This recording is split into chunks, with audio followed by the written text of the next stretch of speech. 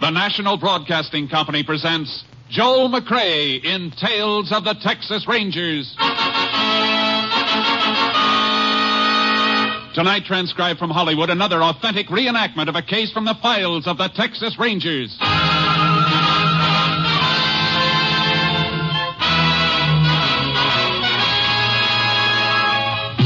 Tales of the Texas Rangers, starring Joel McCrea as Ranger Jace Pearson. Texas, more than 260,000 square miles. And 50 men who make up the most famous and oldest law enforcement body in North America.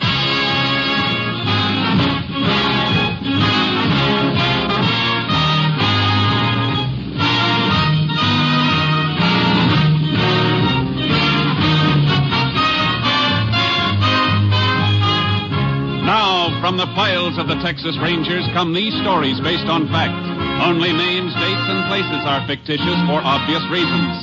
The events themselves are a matter of record.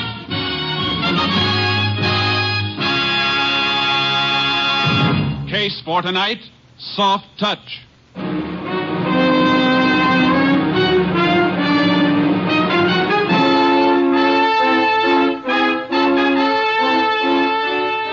It is 11 a.m. on a Sunday in August 1949.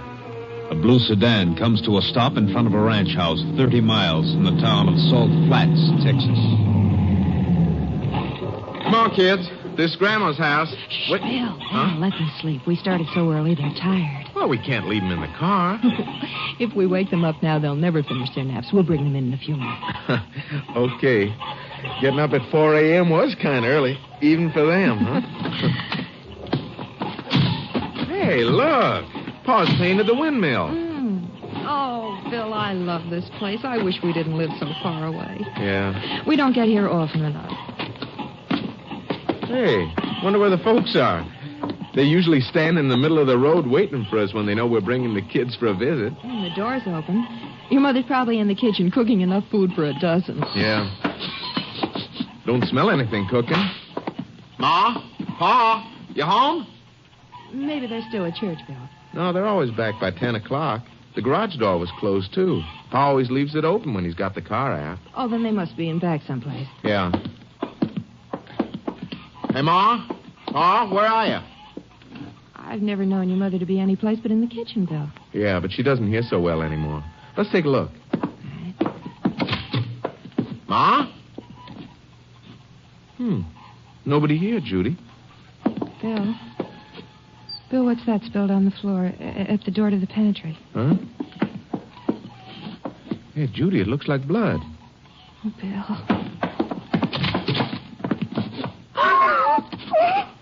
Ma! Pa! Oh, good Lord. Mom, it's dead. Oh, Bill, honey, come away. Come away.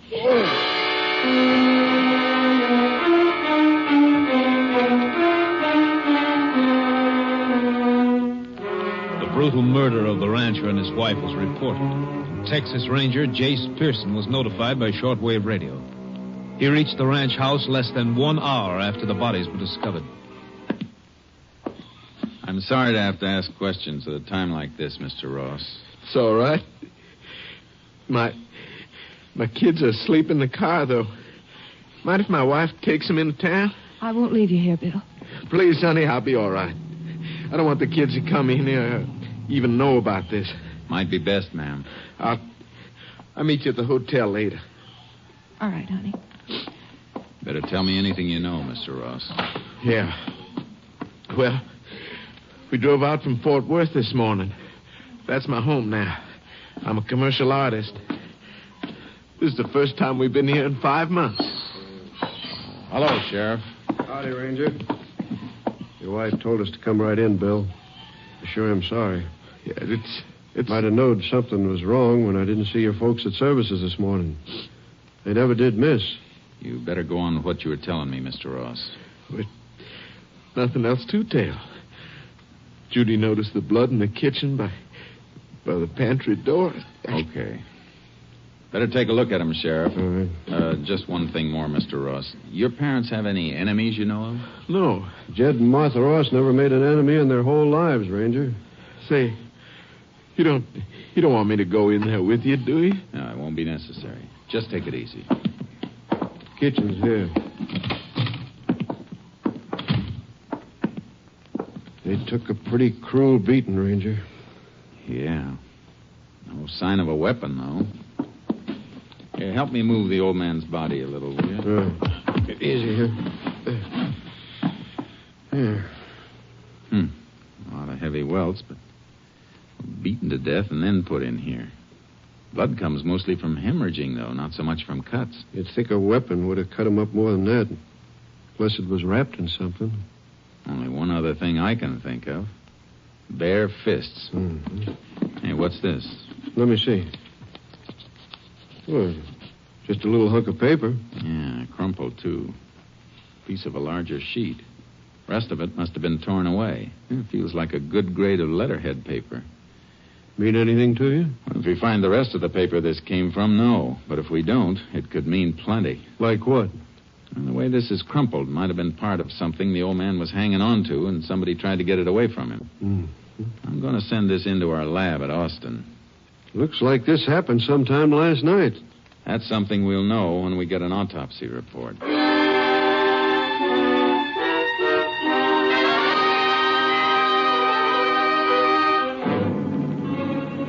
called to have the bodies and the piece of paper picked up. Then we checked around the outside of the house. The gravel road wouldn't hold a car track. But behind the house, we found marks where a horse had been tied. I got charcoal out of the trailer, and the sheriff got a horse from the ranch barn. You went right toward the southeast quarter. Ross has 200 acres and cotton down there. Yeah, I see it. Might have ridden over there yesterday on one of his own horses. No, horse that made this trail wasn't one of Ross's. Pony we're following has a spread hoof. Whoa. Look. See the marks? There's a bar across the frog on the right forefoot. Yeah. Wondered why you were checking the shoes on the horses back there in the barn. Yeah, that's why. Who owns the adjoining place? Other side of the cotton. Big Chuck Whitaker. Now, let's get moving. I want to have a talk with this Big Chuck Whitaker. Come on, Chuck. Here, boy.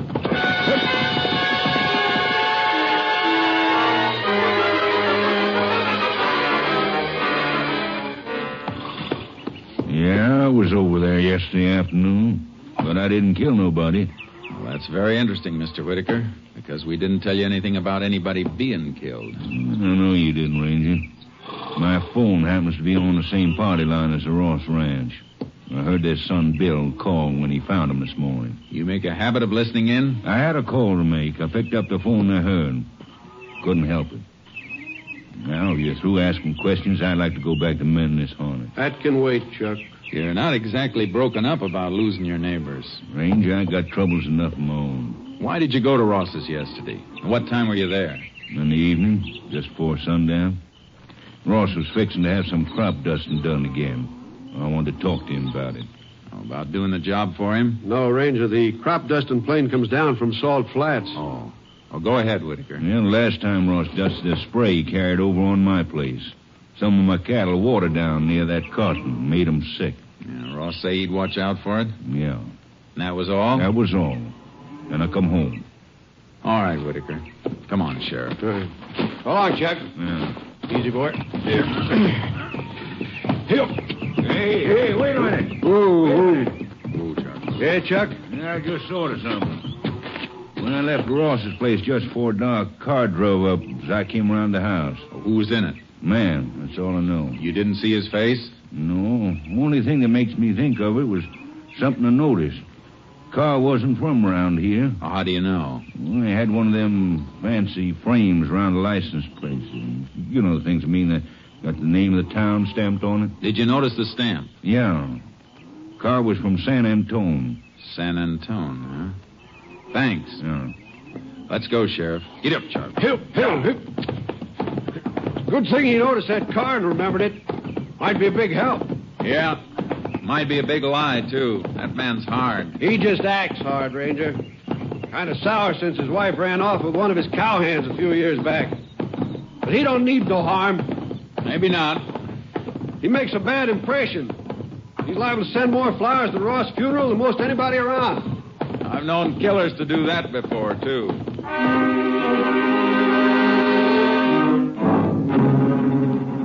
We checked other ranchers in the area, but we didn't get any information until next morning at the sheriff's office. Morning, Jace. Heard anything from your headquarters yet? No, waiting for him to call me now.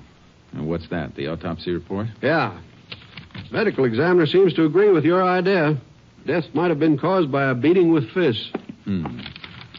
Pretty thorough job of beating. You read this? Yeah. Old woman died of a broken neck. Struck right at the base of the brain. Rabbit punch. Yeah.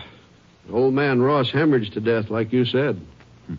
Broken jaw, broken nose, ribs smashed in under the heart.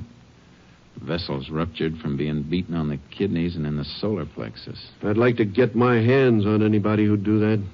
If you did get your hands on him, you'd have your hands full. Whoever did it was big, and he could hit. Plenty hard and in just the right spots.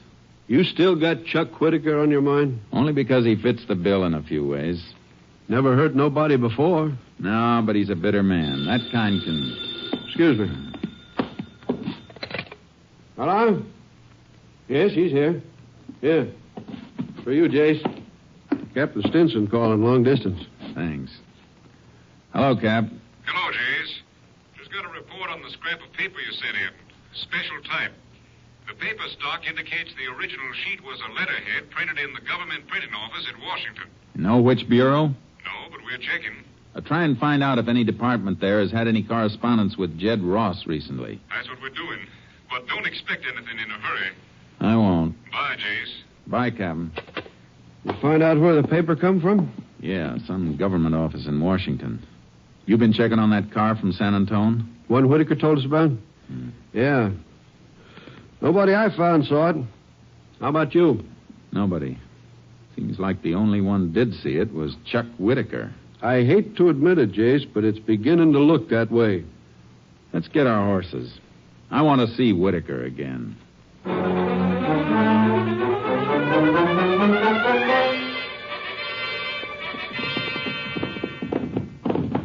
When you've known a man all your life, you hate to think he's a murderer. On the other hand, you hate to see a neighbor get killed, too. If Whitaker's telling the truth, he's got nothing to worry about. I feel mighty sorry for young Bill Ross. He was all busted up at the funeral parlor. Tough for him to take it alone, but he made his wife and kids go back to Fort Worth. He the only child? Bill? Yeah. Only one living, that is. Had a sister, Joan. Nice a girl as you'd ever see. What happened to her? She was a Navy nurse. Got killed at the Solomon Islands during the war. Ross has sure had that share of trouble, all right. Kind of trouble somebody ought to pay for. Hey, look. There's Whitaker now on a pony coming toward us. Just rode out of the gully. Yeah. Get up, Charky. Up, boy. Oh, boy. You're coming back to see me, huh? That's right, Whitaker. You think I've been lying to you, don't you, Ranger? Now, take it easy, Chuck. Get one thing straight, Whitaker. I got nothing against you or any man, not personally. But I do intend to find the man who killed your neighbors. Well, then you can stop looking around my place. Sheriff, I rode out to meet you because your office called. You both wanted back in town. Why? Because I ain't blind and I ain't lying. One of the sheriff's deputies has found somebody else who saw that car from San Antone.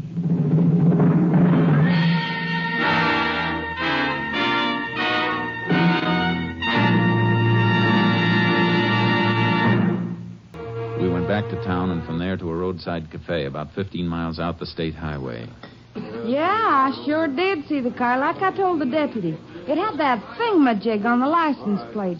Noticed it when I give him some gas. Are you sure it was on Saturday, huh? It sure was. About 5 o'clock, I'd say. I guess there's not much traffic from San Antone comes through here, does it, Sheriff? Nope, we're off the main U.S. highways. Anybody coming down here on a state road would have to have some business around here someplace. You remember the man in the car? No, I sure do. After I give him the gas, he'd come in for some coffee. Can you describe him? Oh, well, 3 days ago, but he's better than 6 feet, maybe 200 pounds. Then, of course, there was his face. What was wrong with it? Well, Sheriff, his face looked like he'd tried to bulldog a steer on rocky ground and lost. It sure was scarred up. He bleeding any place? Oh, no, Ranger. I didn't mean fresh scarred. Reckon he's looked that way for a long time. And when he left here, you drive on toward Salt Flats? He sure did. Wasn't nobody else in here when he stopped or when he left, so I didn't have nothing much to do, and I was watching when he drove off. He was going in the direction of the Ross Ranch, all right? Yeah. But who was he? That's what I'm going to find out, if I can. Bill Ross said he's a commercial artist, didn't he? Yeah, why? Because I want to bring him out here, get a detailed description of that face, and see if Ross can draw something that comes close to it.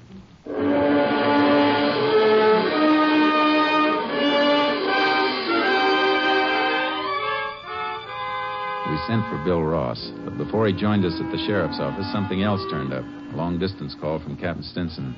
We found out what that letter from Washington might have been, Jace. Good, Captain. Let's have it. Well, it might have been from the Veterans Administration. Answer to a letter Jed Ross wrote asking if they had any record of a United States Marine named Herbert Walsh. What else? Well, for some reason, Ross wanted to know if there really had been a Herbert Walsh in the Corps, and especially if he'd been wounded and hospitalized in the Solomon Islands. The piece of paper you sent in might have come from the answer the Vets Administration sent to Ross. What was the answer? There's no record of a Herbert Walsh, Jace. Does it fit anything? I don't know, Captain. But the Rosses lost a daughter in the Solomons, a Navy nurse. Bill Ross just came in with the sheriff. I'll get on it. Bye. Bye, Jace. Ross, does the name Herbert Walsh ring a bell with you? Yes. Yes, Ranger, it does. My father told me about him in a letter 2 months ago. You know who he is? No, I never saw him. Folks wrote that he stopped by the ranch and told him my sister had taken care of him in the Solomons before she got killed. Is that all? No. According to my father's letter, Walsh gave my folks the idea that he and my sister had been very close. Had your sister ever mentioned him in letters to your folks when she was overseas? Well, they couldn't remember, but we were awful fond of my kid sister, Ranger. Anybody who'd known her would have found an open door with my folks. Somebody found one, all right. Two open. What do you mean? There isn't any Herbert Walsh. What? But my pa gave him some money. When? Did he write to you about that? No, but I've just been going over my father's affairs. In the past 2 months, he loaned Walsh several $100s. I have the canceled checks. Where are the checks? At the lawyer's office on the corner. I want to see where those checks were cashed. Come on.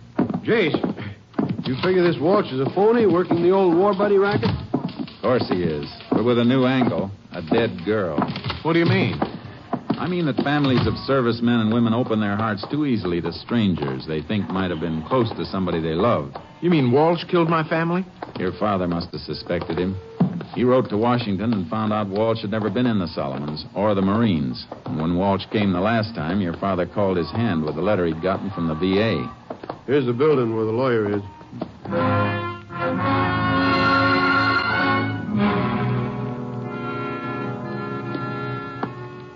Here are the checks, Ranger. 4 of them, total of $600. Endorsed by Walsh. Cashed for him by merchants in San Antone. That car came from San Antone, Jace. That sure fits. It sure does. Let's get out to that cafe and get that sketch drawn up.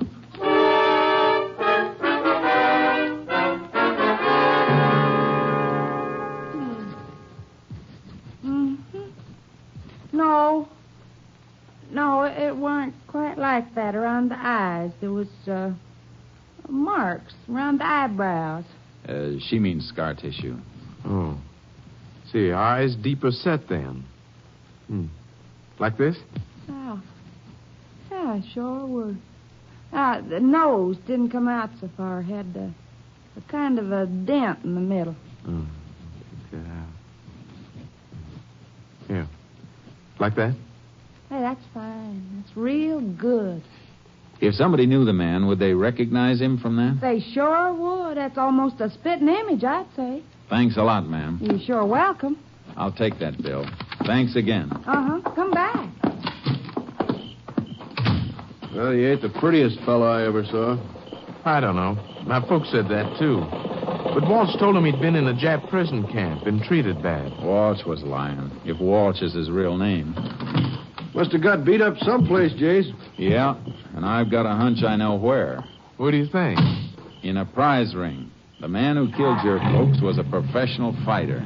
You figuring that just because of his face? And one other thing. Don't forget that autopsy report, Sheriff. That's right. Well, you remarked right then that the fellow who threw those punches knew what he was doing. I'd sure like to get my hands on him. 2 old people and getting at him through my kid sister. Don't think about your own revenge. The law will take care of that. Yeah, but no law can bring them back to life. Drop you at the office, Bill, you and the sheriff. I'll be in touch with you later. Where are you going, Jace? Out of your territory. San Antone.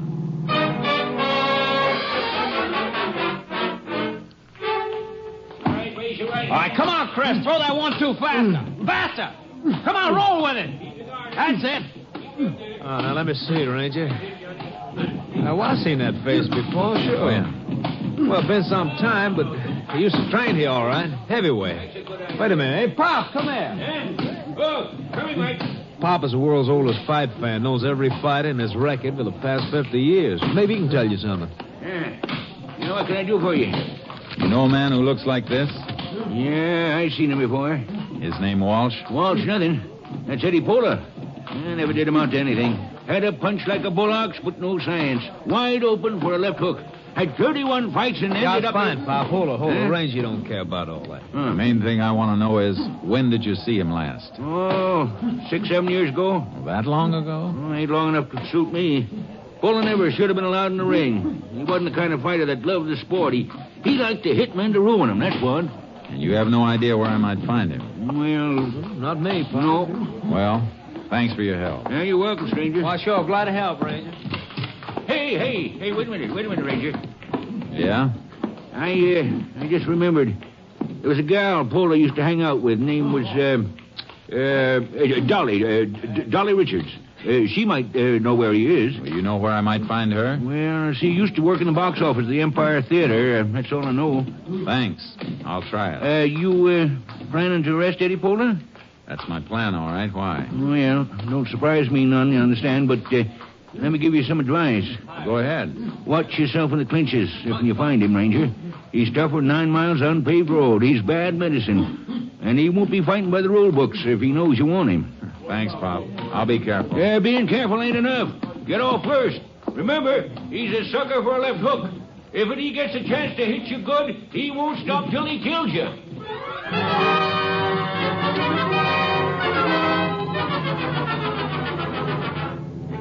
I checked the Empire Theater for Pola's girl, Dolly Richards, but she hadn't been seen for years. I put through a call to headquarters asking them to check auto registration for one in Pola's name. It was late afternoon when Captain Stinson got back to me by phone. The car he was using must have been stolen, Jace. There's nothing registered in that name. You checking for a criminal record on him? Yeah, but there's nothing in this state. We're checking with other states, though. I just sent teletypes off. I'll have to wait a while then.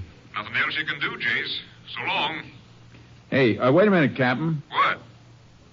Take one more crack at the License Bureau in Austin. See if they have a car registered to Dolly Richards. Dolly Richards? Well, who's she, Jace? Pola's girlfriend? She was. Let's hope the torch is still burning.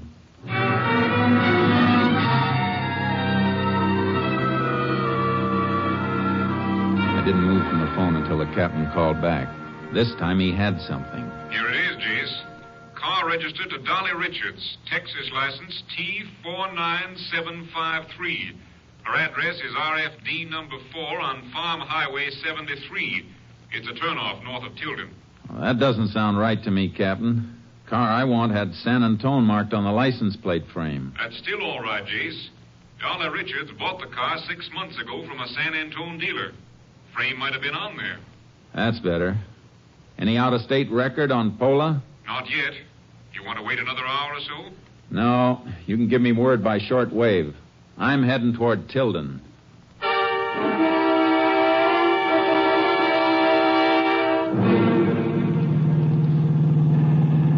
KTXA to Unit 10. Unit 10. Go ahead, KTXA.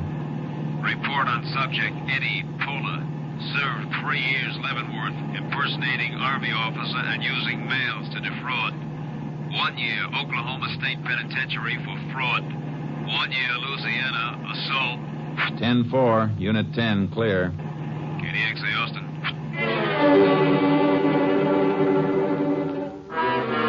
I took the turnoff north of Tilden, headed for the sprawling country ribboned by Farm Highway 73. It was midnight when my headlights picked out the mailbox and the name D. Richard. I left the car on the road and slipped up to the house. It was dark. I knocked. All right, Eddie, all right. Don't blow your top. Not a tired kitty. Pola isn't home, huh?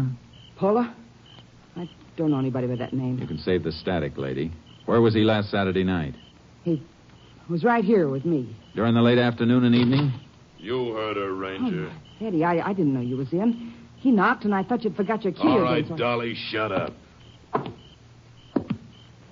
Like we said, Ranger, I was here last Saturday. I know somebody who says you weren't. Described you well enough for this to be drawn. Good likeness, too, Pola. I was here. What are you going to prove with the drawing? I'm not going to prove anything with the drawing. But I'm going to have an eyewitness prove that you were near Salt Flat Saturday when Jed and Martha Ross were murdered. Murdered? Shut up, Dolly. Forget to tell her about that part of it, eh, Pola? Maybe you forgot to tell her about the checks to Herbert Walsh, the Marine the VA never heard of. Where's that letter you ripped out of the old man's hand? All right, Ranger, I'll show you. Come in. Yeah, it's over here, and...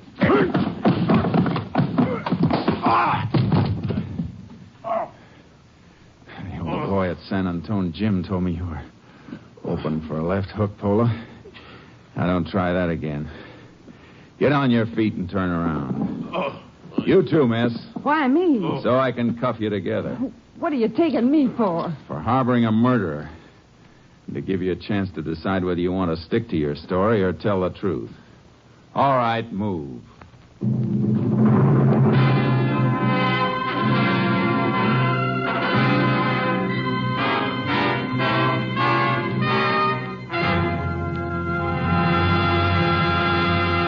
Dolly Richards turned state's evidence against Eddie Pola.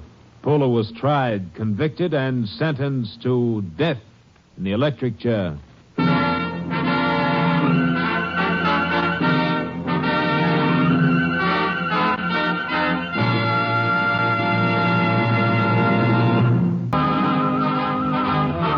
Next week, Joel McCrea in another authentic reenactment of a case from the files of the Texas Rangers.